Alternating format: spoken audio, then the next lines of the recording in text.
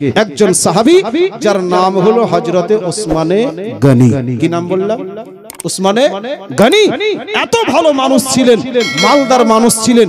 আল্লাহর রাসূলের কাছ থেকে আপনার দুইবার জান্নাত ক্রয় করেছিলেন, বলি সুবহানাল্লাহ। কতবার? দুইবার। সাহাবায়ে কেরাম যখন মক্কা থেকে হিজরত করে মদিনায় চলে গেলেন, যাওয়ার পরে মদিনার পানি খার নোনা পানি, খাওয়ার অনুপযুক্ত পানি, আর একটা আপনার কুয়া ছিল, ওই কুয়ার পানিটা মিঠা ছিল, মিষ্টি ছিল।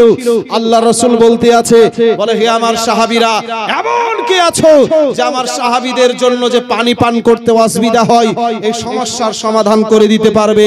তো হযরত ওসমানে গনি রাদিয়াল্লাহু তাআলা আনহু ওই মদিনার যে মিঠা কুয়া ছিল, ওই কুয়াটা ছিল একজন ইহুদির।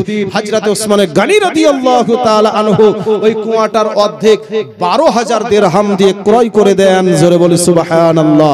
এবং ইহুদির সঙ্গে চুক্তি করেন, বলে মুসলমানেরা একদিন পানি তুলবে আর একদিন পানি আপনার থাকবে, আপনি একদিন পানি তুলবেন, এইভাবে বাবা ভাগ করে নেওয়া হয়। কিন্তু মুসলমানেরা চালাক, তো এরা আপনার 2 দিনের পানি একদিনই উঠিয়ে নিত। একটু সুবহানাল্লাহ বলবেন না? সুবহানাল্লাহ। যেদিন পারমিশন আছে, এখন ধরেন ওর বাড়িতে 20 লিটার পানি লাগবে 10 লিটার করে 2 দিনে, তো যেই দিনকে ওসমান গনির পালি, ওই দিনকে যদি তুলে নেয় আনলিমিটেড, কেউ কি কিছু বলার আছে? একটু জোরে বলেন।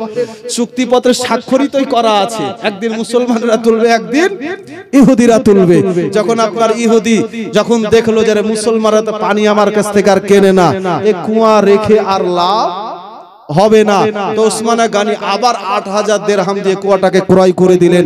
এবং মদিনার জমিনে ওই কুয়াটার নাম হলো বীরে উসমান। জোরে বলি সুবহানাল্লাহ।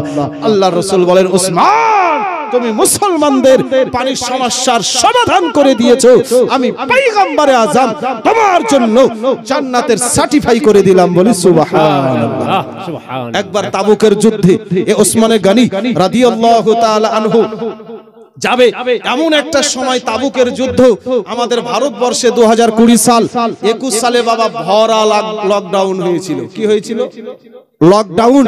আর এই করোনা ভাইরাস আসাতে আপনার মানুষের মধ্যে একটা সেন্স কোরআন হাদিস বুঝাতে আমাদের সহজ হয়ে গিয়েছে।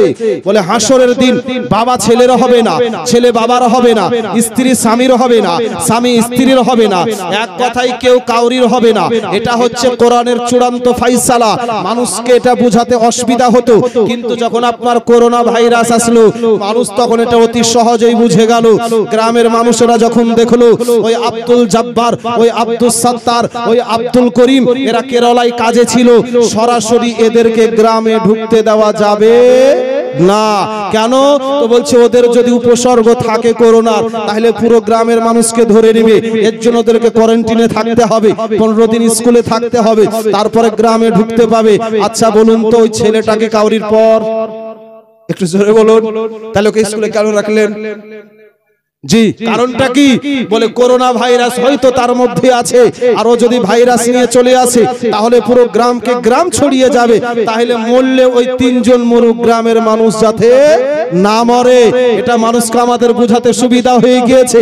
মাইদারে মাহশার এমন হয়ে যাবে বাবা, এই করোনা ভাইরাসে যেমন দেখলেন কেউ কাউরির হবে না, এমন কি বাবা মারা গিয়েছে, ছেলেতে ভয়ে হাত দিচ্ছে না, আপনার তিলপট জড়িয়ে বলছে গোসলের দরকার নাই, দে এমনি মাটি দিয়ে দে। কথা বলেন ঠিক না ভুল? এইরকম দিন বাবা হাসরের দিন চলে আসবে। ওটা কোন দিন? একটু জোরে বলুন। হাসরের দিন। তো মদিনার জমিনে এমন একটা সময় দুর্ভিক্ষ ছড়িয়ে পড়েছে, ওই সময়তে তাবুকের যুদ্ধে যেতে হবে।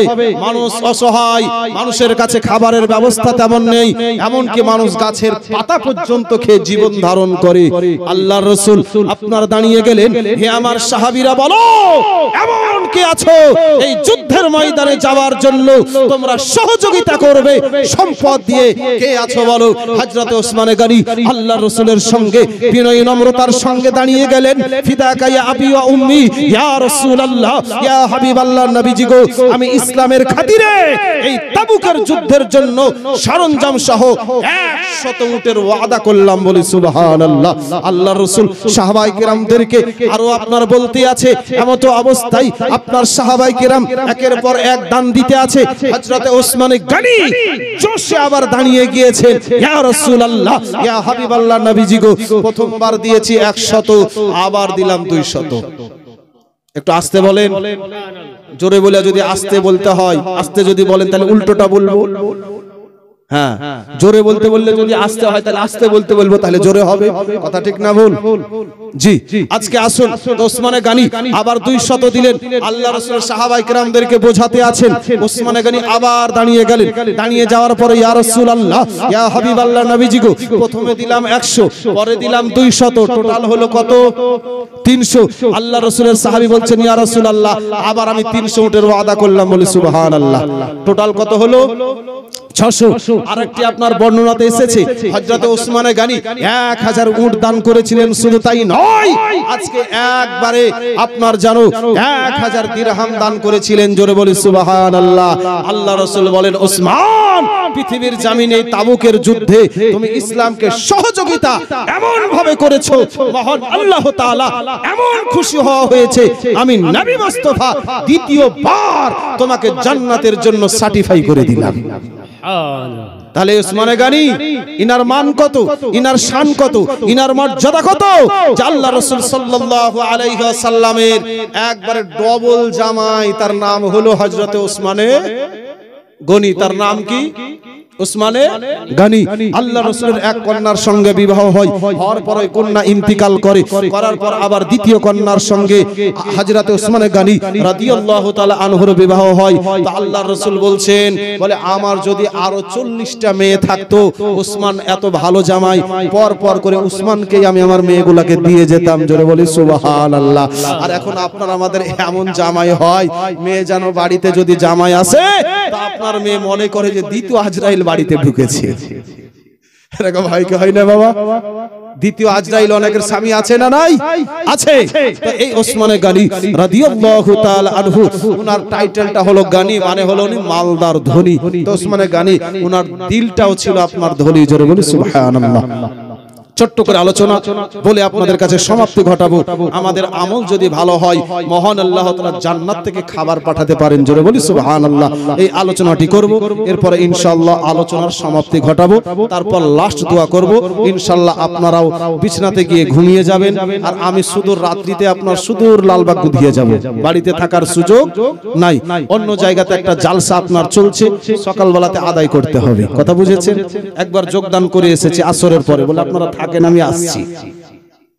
জয় হোক হযরত ওসমানে গানি রাদিয়াল্লাহু তাআলা আনহু। একদা আল্লাহর রাসূল সাল্লাল্লাহু তাআলা আলাইহি ওয়াসাল্লামের কাছে উপবিষ্ট হলেন। ইয়া রাসূলুল্লাহ, ইয়া হাবিবাল্লাহ, নবীজি গো, আমার বাড়িতে আপনার দাওয়াত রইল। পয়গম্বর আযম সাল্লাল্লাহু তাআলা আলাইহি ওয়াসাল্লামকে ওসমানে গানি দাওয়াত করলেন। দাওয়াত করার পর একটি আপনার ডেট নির্ধারণ করা হলো, সময় নির্ধারণ করা হলো। ওই সময় যখন পূর্ণ হয়ে গেল, আল্লাহর রাসূলকে আপনার ওসমানে গানি নিতে আসলেন। পয়গম্বর আযম ওই সাহাবী সহ ওসমানে গানি রাদিয়াল্লাহু তাআলা আনহু তিনার বাড়িতে যেন চলতে আছে। এমত অবস্থায় হযরত ওসমানে গানি রাদিয়াল্লাহু তাআলা আনহু উনি আপনার পয়গম্বর আযম সাল্লাল্লাহু তাআলা আলাইহি ওয়াসাল্লামের পেছনে পেছনে চলতে আছে, এবং রাসূলুল্লাহর যেন ওই কদমগুলোকে গুনতে আছে। বলে সুবহানাল্লাহ। নবী মুস্তাফা হযরত ওসমানে গানি রাদিয়াল্লাহু তাআলা আনহুকে বলেন, বলে হে ওসমান, শোনো শোনো, তুমি আমার কদমগুলো কেন গুনতে আছো? আমার পায়ের ধাপগুলোকে কেন গুনতে আছো? ওসমানে গানি রাদিয়াল্লাহু তাআলা আনহু বলেন, ইয়া রাসূলুল্লাহ, ইয়া হাবিবাল্লাহ, নবীজি গো, আজকে কোরআন জানিয়ে দিয়েছে, লিতুমিনু বিল্লাহি ওয়া রাসূলিহি ওয়া তুআযিরুহু ওয়া তুআকিরুহু ওয়া তুসাব্বিহুহু বুকরাতান ওয়া আসীলা। ইয়া রাসূলুল্লাহ, ইয়া হাবিবাল্লাহ, মহান আল্লাহ তাআলা 26 নম্বর পারা সূরা ফাতহের 8 নম্বর আয়াতের মধ্যে জানিয়ে দিয়েছেন। 9 নম্বর আয়াতে মহান আল্লাহ তাআলা জানিয়ে দিয়েছেন, হে লোকেরা, যাতে তোমরা ঈমান নিয়ে আসো আল্লাহ এবং আল্লাহর রাসূলের উপরে, ওয়া তুআযিরুহু ওয়া তুআকিরুহু, এবং তোমরা রাসূলের মহত্ব বর্ণনা করো, ওয়া তুআকিরুহু, এবং রাসূলের সম্মান প্রদর্শন করো। জোরে বলি সুবহানাল্লাহ। ওয়া তুসাব্বিহুহু বুকরাতান ওয়া আসীলা। এরপরে তোমরা সকাল সন্ধ্যা আল্লাহ তাআলার তাসবিহ পোষণ করো। রাসূল মুফাসসিরিন হযরত আব্দুল্লাহ ইবনে আব্বাস রাদিয়াল্লাহু তাআলা আনহুমা বলেন সকাল এবং সন্ধ্যা তাসবিহর অর্থ হলো সকাল মানে হলো ফজরের নামাজ আর সন্ধ্যা মানে হলো বাকি 4 ওয়াক্ত অর্থাৎ যোহর আসর মাগরিব এশা এই 4 ওয়াক্তের নামাজ পড়া। এইদিকে আপনার ওসমান গনি রাদিয়াল্লাহু তাআলা আনহু বলতে আছে ইয়া রাসূলুল্লাহ ইয়া হাবিবাল্লাহ নবীজি গো আপনার সম্মান প্রদর্শন করতে হবে এটা কোরআন জানিয়ে দিয়েছে। ইয়া রাসূলুল্লাহ আমার দিলের তামান্না আমার মনের আকাঙ্ক্ষা ইয়া রাসূলুল্লাহ আপনি যত কদমে আপনার দরবার থেকে আমার বাড়িতে যাবেন নবীজি গো আপনার প্রত্যেকটি কদমের পরিবর্তে আপনার সম্মানার্থে এক একটি করে আমার কিনা গোলামকে আমি স্বাধীন করে দেব। সুবহানাল্লাহ। হুজুর এর জন্য আপনার পেছন পেছন আমি চলছি আর আপনার কদমগুলোকে আমি গুনতে আছি। উসমানে গানির বাড়িতে খাওয়া দাওয়ার ব্যবস্থা খুব ভালো। হযরতে আলীও সে জায়গাতে উপস্থিত আছেন। সভা শেষ হলো, আল্লাহ রাসূল গন্তব্যস্থানে চলে গেলেন। হযরতে আলী আপন বাড়িতে চলে গেলেন, কিন্তু আপনার আলীর মনটা বড় বেজার। আলীর মনটা বড় বেজার। আচ্ছা এই যে আমরা আলিমরা যখন স্টেজে কথা বলি, যাদের ছেলেপেলেকে হয়তো মাদ্রাসায় পড়তে দিয়েছিলেন পড়েননি, আচ্ছা মনে মনে একটু দুঃখ হয় কি হয় না গো বাবা? সত্য কথাটা একটু বলবেন যে ছেলেটা যদি বাস্তবিক পড়তো, আজকে যদি পড়াশোনা করে তৈরি হতো, তাহলে হয়তো এই আলেমের মতো সেও হয়তো আজকে স্টেজে দুটো কথা বলার ক্ষমতা রাখতো। এটা মনে হবে কি হবে না বাবা? একটু জোরে বলুন। হবে। শেষ পর্যন্ত ওসমানে গানি বাড়িতে চলে গেলেন, মনটা বড় খারাপ। হযরতে ফাতিমা বলছেন, বলে হুজুর আপনার মনটা খুব খারাপ খারাপ মনে হচ্ছে, কি ব্যাপার? তো বলছে ফাতিমা মনে তো অনেক কিছু চাইছে, কিন্তু চাওয়াটা পূর্ণ হবে না। বলে হুজুর আপনি একটু বলুন কি আপনি বলতে চাইছেন? হযরতে আলী বলছেন, বলে ফাতিমা আমার ভাইরা ওসমান বাড়িতে নবী মুস্তাফাকে দাওয়াত করেছে, সাহাবায়ে কেরামকে দাওয়াত করেছে, দাওয়াত করার পরে খাইয়েছে। আমি আলী আমারও যদি ওই রকম সম্পদ থাকতো তাহলে আমিও নবীকে দাওয়াত করে খাওয়াতাম। জোরে বলি সুবহানাল্লাহ। সুবহানাল্লাহ। তাহলে আমি দাওয়াত করে খাওয়াতে পারিনি, এর জন্য মনটা আমার খারাপ। কথাই বলে বাবা দেখা দেখি চাষ আর দেখা দেখি বাস। আলপাশলা কেউ যদি টমা চাষ করে তেও বলছে তাহলে আমিও টমা করি, কেউ যদি ধান করে তো বলছে আমিও ধান করি। কোন একটা আছর জায়গাতে কেউ যদি বাড়ি করে তো বলছে আর চিন্তা নাই রে, আব্দুল করিম ওখানে বাড়ি করেছে, চলো ওখানে বাড়ি আমাদের 3 ভাইয়ের হয়ে যাবে। কথা বলেন ঠিক না ভুল? প্রত্যেকটা কথার অর্থ আছে। দেখা দেখি চাষ আর দেখা দেখি বাস। বাড়িতে দেখবেন কোন ভাই যদি একটু মিলাদ মাহফিল করিয়ে লাই, 2-4টা হাফিজকে ডেকে, বলছে এর ওর বাড়িতে তো সব রহমত চলে আসলো, আমার বাড়িতে অসুখ থেকে অসুখই ঘুচে না। বলছে ঠিক আছে থাম, ও যেভাবে হোক করলো, আমিও আর না দেখে ছাড়ছি না, আমিও না করে ছাড়ছি না। আপনার সঙ্গে সঙ্গে ভাইয়ের দেখা দেখি দেখা যাচ্ছে মাসও পূর্ণ হয়নি, ওই যে ঘুরে ভাই বলছে ভাই আমার বাড়িতে তোমার দাওয়াত কেন? বলছে তুমি যেমন করেছিলে ওরকমই করবো। একটু সুবহানাল্লাহ বলবেন না? আচ্ছা এগুলা হয় কি হয় না বাবা? একটু জোরে বলুন। একটু মহব্বতের সঙ্গে কথাগুলো বলছে, একটু মহব্বতের সঙ্গে গ্রহণ করবেন। তো হযরত আলী বলছে মনটা বড় খারাপ, ওসমানে গানি যেমন করেছে আমি যদি এরকম একটু দাওয়াতের ব্যবস্থা করতে পারতাম মনটা বড় আনন্দিত হতো।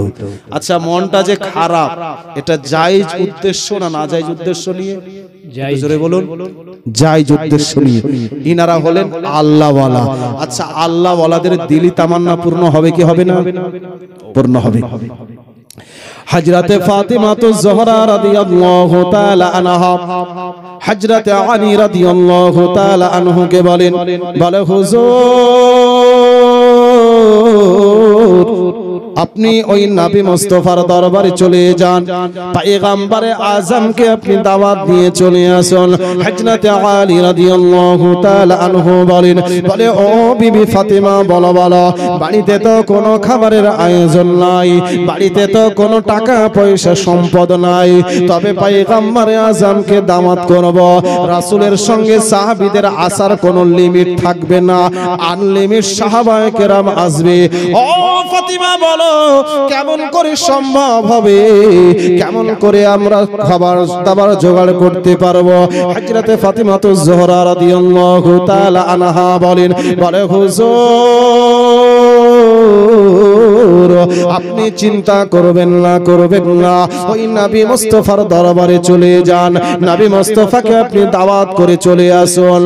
আল্লাহর রাসূলের সাহাবী হযরতে আলী বলে ফাতিমা দাওয়াতটা নইলে করে দিলাম, দাওয়াতটা নইলে করে দেব, কিন্তু আমার ভাইরা ওসমান পয়গম্বরে আযমের প্রত্যেকটি কদমে কদমে এক একটি করে গোলামকে স্বাধীন করে দিয়েছে। আমি আলী আমার তো তেমন সম্পদ নাই, আমি তো রাসূলের তেমন সম্মান প্রদর্শন করতে পারবো না। হযরতে আলী রাদিয়াল্লাহু তাআলা আনহুকে হযরতে ফাতিমাতুজ জোহরা রাদিয়াল্লাহু তাআলা আনহা বলেন হুজুর আল্লাহর প্রতি আমাদের ভরসা আছে, আল্লাহর প্রতি আমাদের তাওয়াক্কুল আছে, আর দেরি নয় আপনি রাসূলের দরবারে চলে যান, রাসূলকে দাওয়াত করে চলে আসুন। হযরতে আলী রাদিয়াল্লাহু তাআলা আনহু নবী মুস্তাফার দরবারে আসসালাতু আসসালামু আলাইকা ইয়া রাসূলুল্লাহ, আসসালাতু আসসালামু আলাইকা ইয়া হাবিবাল্লাহ। হুজুর আমার বাড়িতে আপনার দাওয়াত রইল। হযরতে আলী দাওয়াত দিয়ে চলে আসলেন। সময় যেন বাবা পূর্ণ হয়ে গেল। অনেক লম্বা চওড়া আলোচনা সংক্ষিপ্ত করে দিলাম, কারণ ঘড়িতেও বাজতে চলেছে আপনার 12। কত বাজেনি, বাজতে চলেছে। আর আমাদেরও মোটামুটি ওইরকম 12টা বাজার দিকে। কথা বলেন ঠিক না ভুল? আব্বাজি এবং ভাইরা মা বোনেরা আল্লাহর রাসূলকে দাওয়াত করে আসার পর ওই সময় যখন পূর্ণ হলো, আজকে বাবা এই গোবরা গ্রামবাসী কবরস্থানের যারা আপনার কমিটি আছে, আমি মোহাম্মদ মিজানুর রহমান মুজাদ্দেদি এমনি কি আপনাদের নিকটে চলে এসেছি। কথা বলেন জি। আগে দাওয়াত করা হয়েছে অক্টোবর মাসের মোটামুটি 20-22 তারিখের দিকে দাওয়াত করা হয়েছে, ডায়েরিতে লেখা আছে। আর অগ্রিম যদি দাওয়াত না করতেন বাবা আজকের দিন হয়তো পাওয়া যেত না, কারণ আমি 2টো দাওয়াত ফিরিয়ে দিয়েছি আজকের ডেটে।